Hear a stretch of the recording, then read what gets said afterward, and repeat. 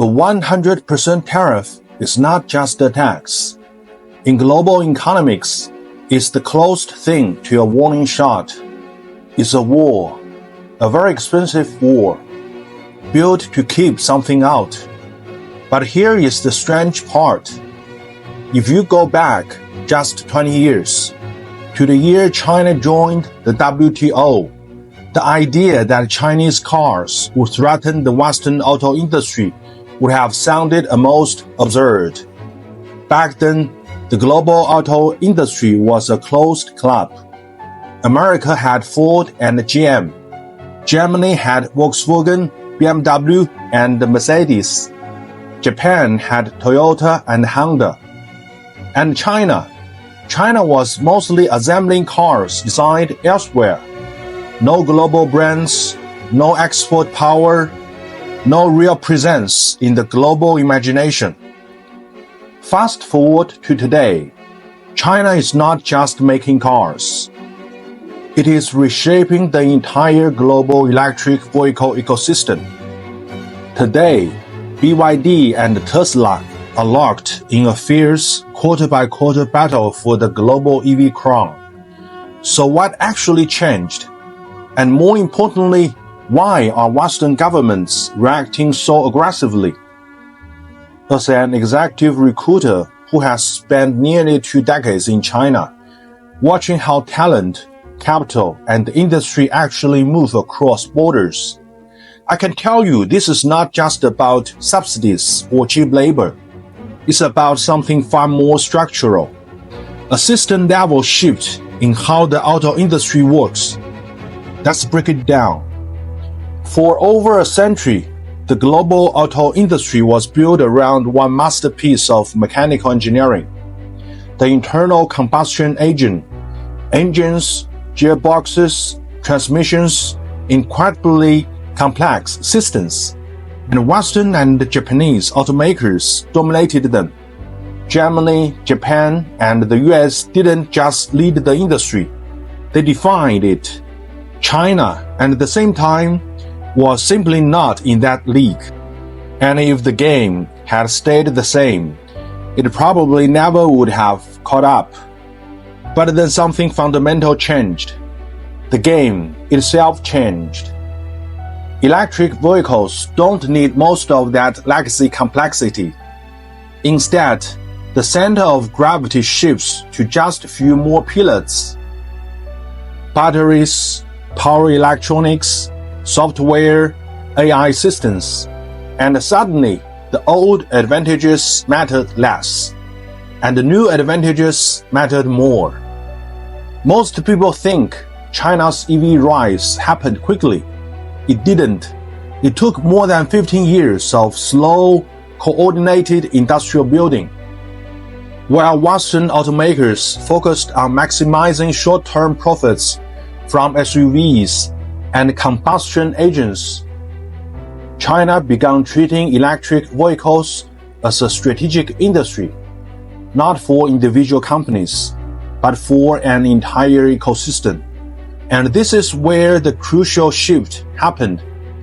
Instead of building isolated companies, China built a deeply connected EV ecosystem. Battery makers, material suppliers, chip designers, software engineers, charging networks, all growing inside the same industrial geography. In my work, I have seen this firsthand. Senior engineers from Germany, Korea, even Japan, quietly moving to Shenzhen and Hangzhou, not just for salary, but for something more powerful: proximity to the entire supply chain. This creates something very rare in the industry: coordination at scale. This is where the real competitive advantage begins. If you are a Western automaker, your supply chain is global. Battery cells in one country, software teams in another, raw materials from multiple continents. Everything depends on logistics, timing, and coordination. Now compare that to China.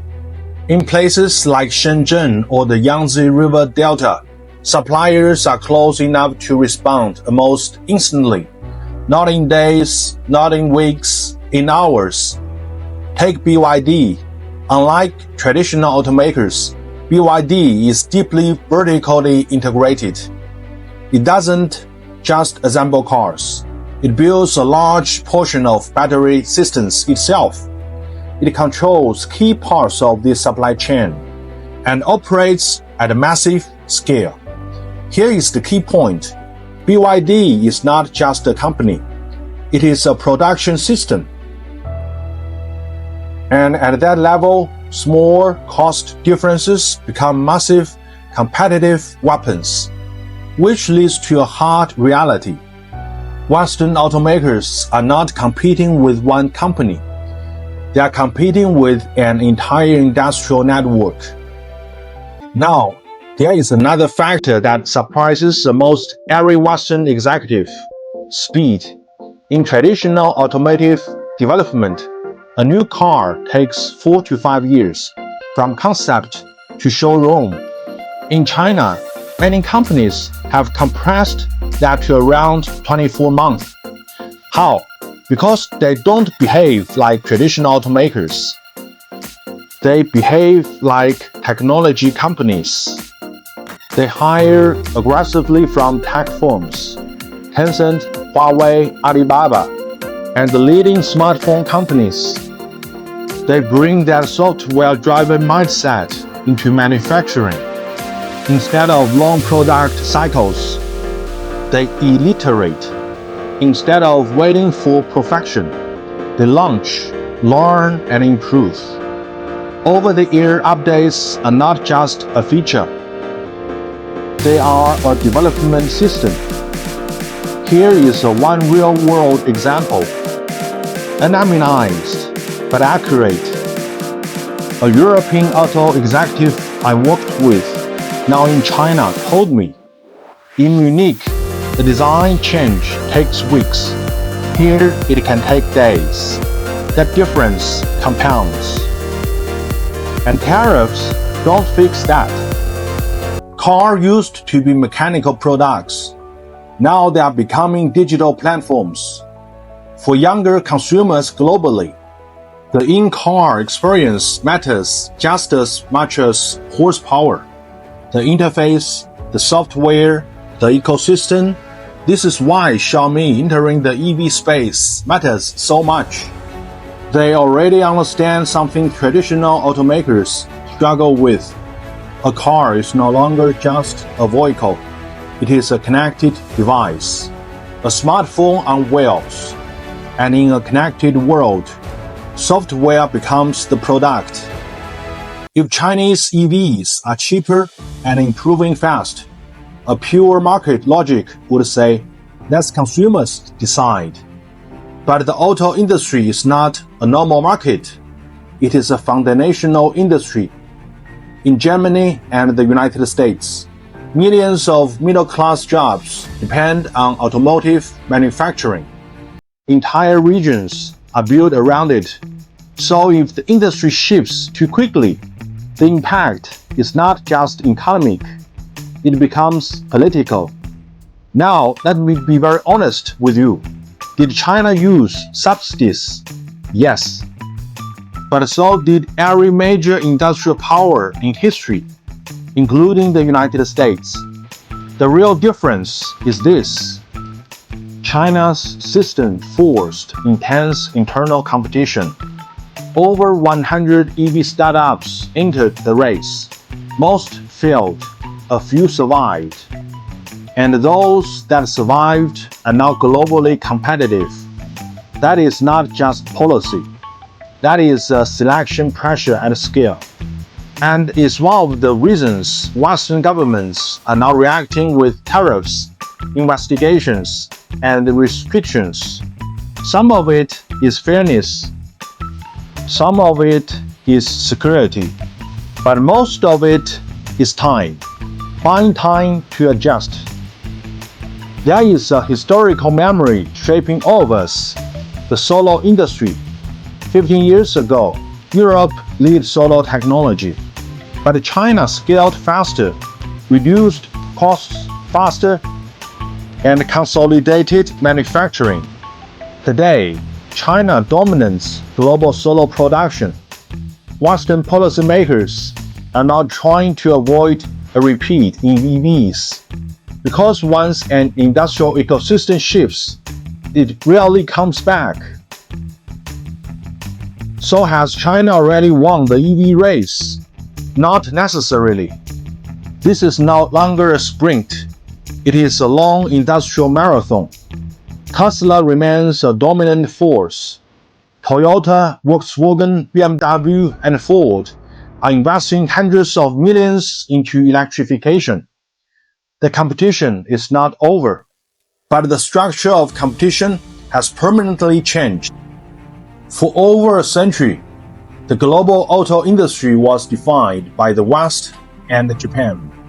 Now it is multipolar. China is no longer a follower. It is a core player shaping the future of mobility.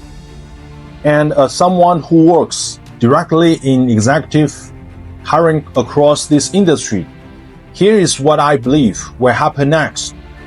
We will see more talent quietly floating into Chinese-linked supply chains, not because of ideology, but because that is where execution is fattest.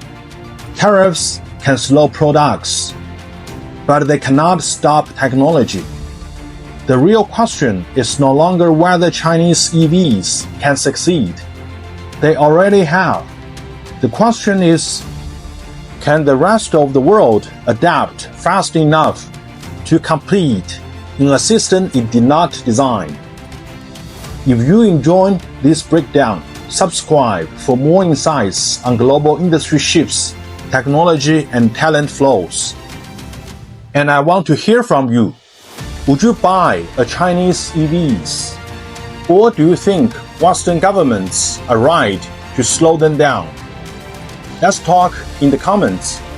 Thanks for watching, and I will see you in the next breakdown.